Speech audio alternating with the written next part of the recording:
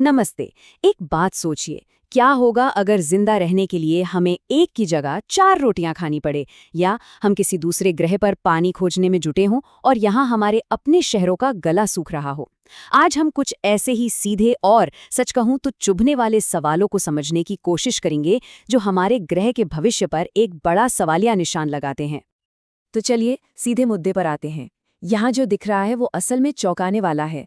देखिए, कुदरत को यानी नेचर को हमारे वायुमंडल में कार्बन डाइऑक्साइड का लेवल 200 पार्ट्स पर मिलियन तक लाने में लाखों साल लगे, और हमने क्या किया, सिर्फ 100 सालों में उसे लगभग दोगुना करके 400 ppm पर पहुंचा दिया। और पता है, ये जो हमारे वायुमंडल में इतनी तेजी से बदलाव आया है ना, ये सिर्फ एक नंबर नहीं, ये एक बहुत बड़ा खतरे का सिग्नल है। यही रफ्तार, यही तेजी हमारी आज की सबसे बड़ी चुनौती है, और इसके नतीजे अब हमारी जिंदगी के हर हिस्से पर असर डाल रहे हैं। लेकिन ये बदलाव सिर्फ मौसम तक ही नहीं रुका है, इसका सीधा असर हमारी रोज की रोटी पे पड़ रहा है, और शायद उस तरह से जिसके बारे में हमने सोचा भी नहीं होगा। देखिए, इस बदले हुए माहौल का एक छिपा हुआ खतरा भी है। जब हवा में CO2 ज्यादा हो जाती है तो पौधे तेजी से तो बढ़ते हैं, पर वो अंदर से खोखले हो जाते हैं। मतलब वो अपना न्यूट्रिशनल वैल्यू खो देते हैं। हमारे अनाज, फल, सब्जियां, उनमें वो बात नहीं रहेगी, वो पोषण नहीं रहेगा जो पहले हुआ करता था। इस बात को जरा आसानी से समझते हैं। इसका मतलब ये है कि भविष्य में उतनी ही एनर्जी और न्यूट्रिशन पाने के लिए हमें शायद एक रोटी की जगह 4 रोटियां खानी पड़े।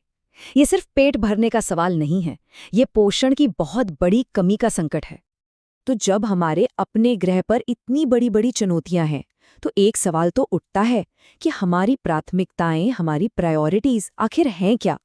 क्या हम अपना ध्यान और अपने रिसोर्सेज सही जगह पर लगा रहे हैं, या फिर हम मंगल ग्रह के सपनों में खोकर अपनी पृथ्वी की हकीकत को ही भूलते जा रहे हैं? 500 करोड़ रुपए, ये एक बहुत बड़ी रकम है। सवाल तो बनता है कि इतना पैसा आखिर किस लिए खर्च किया गया?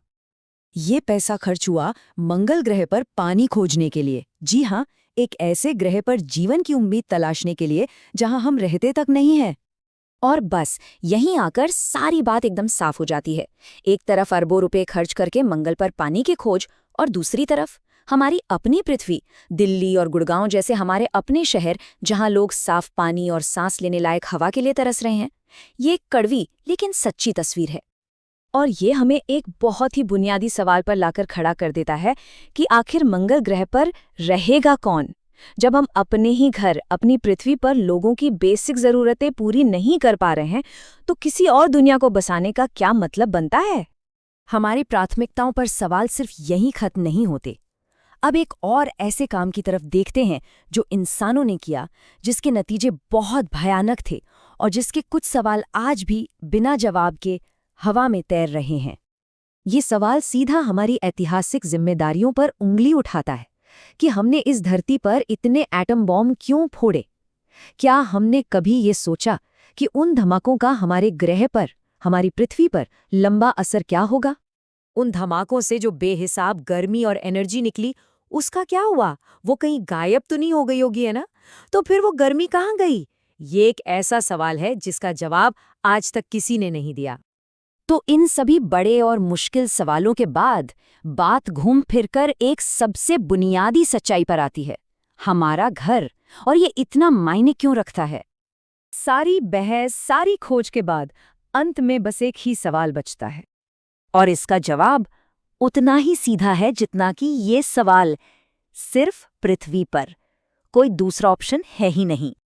देखिए, पृथ्वी सिर्फ हमारा घर नहीं है। ये इस पूरे ब्रह्मांड में, पूरे यूनिवर्स में अकेली ऐसी जगह है जिसके बारे में हम जानते हैं, जहां ऑक्सीजन है, जहां इंसान जिंदा रह सकता है। हमारे अस्तित्व की, हमारे वजूद की ये इकलौती संभावना है। तो अंत में सारी बातें घूम फिरकर इसी एक सवाल पर आ जाती हैं। अगर ये हमारा इकलौता घर है, तो हम इसके साथ कर क्या रहे हैं? इसका जवाब हम सबको मिलकर खोजना होगा।